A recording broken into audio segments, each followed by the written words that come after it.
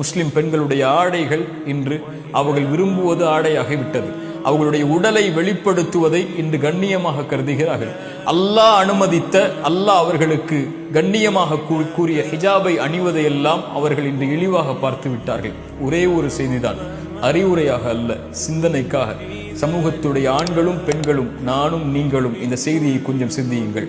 அப்துல்லா இப்னு Abbas ரலியல்லாஹு அன்ஹு அவர்கள் சொன்னார்கள், தன் தோழரை பார்த்து, சொர்க்கத்தின் பெண்ணை உனக்கு அறிவிக்கவா என்று. அவர்கள் ஒரு பெண் கடந்து சென்றார்கள். சொன்னார்கள், இந்த பெண் அல்லாஹுடைய தூதருடைய சபையில் ஒரு முறை வந்தார்கள். வந்து சொன்னார்கள், யா ரசூலல்லாஹ், எனக்கு நோய் வலிப்பு இருக்கிறது.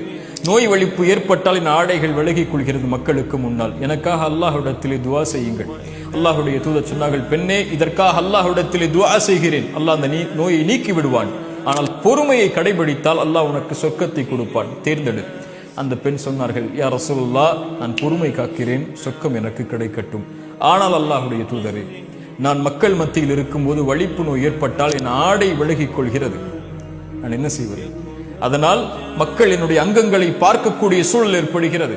அல்லாஹ்விடத்திலே அதற்காக மட்டும் என் வலிப்பு நோய் ஏற்பட்டாலும் பரவாயில்லை, பொறுமை காக்கிறேன், என் ஆடை விலகிவிடக் கூடாது மக்களுக்கு முன்னால் என்று அல்லாஹ்விடத்திலே துஆ செய்யுங்கள் என்றார்கள். அல்லாஹுடைய தூதர் ஸல்லல்லாஹு அலைஹி வஸல்லம் துஆ செய்தார்கள்.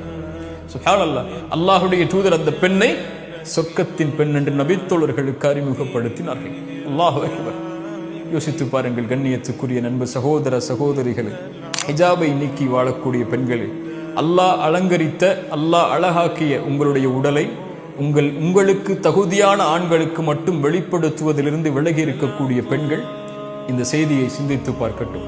அல்லாஹ் வெட்க குணத்தை நேசிக்கிறான். செயலில், சிந்தனையில், சொல்லில், நம்முடைய வாழ்வில் எந்த அங்கத்திலும் இந்த வெட்க குணம் நிறைந்திருந்தால் அல்லாஹ் ரப்புல் ஆலமீன் அந்த செயலை அங்கீகரிக்கிறான். அல்லாஹ் அந்த செயல் உடையவர்களை நேசிக்கிறான்.